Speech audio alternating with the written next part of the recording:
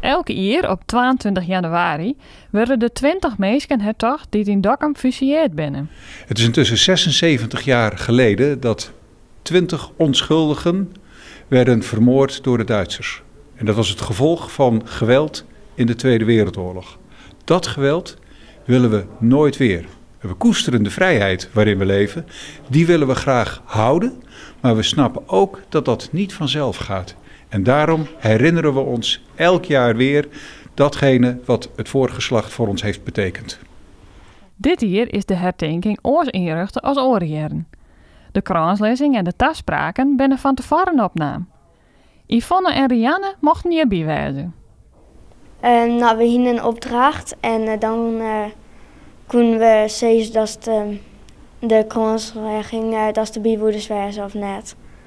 En daar woonden net voor, dus toen ben ik en Yvonne de enigste.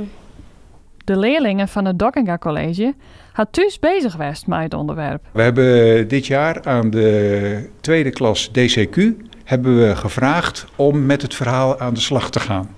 En alle leerlingen in de klas hebben daaraan bijgedragen met allerlei creatieve uitingen.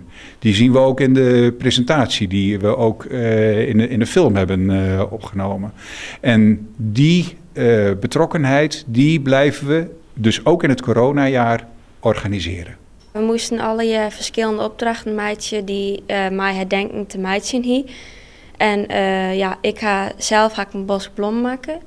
En bij al je bloemen met al je verschillende kleuren en al je verschillende bloemen. En elke bloem had dan zijn eigen betekenis. Dus een voorbeeld is bijvoorbeeld de kleur wit, dat staat voor vrede, en groen voor hoop en gezondheid. Dus daar had een heel bosbloem een hele grote betekenis en kind een heel soort steun en troost aan krijgen. Stilstaan bij deze gebeurtenis is belangrijk, vinden Yvonne en Rianne.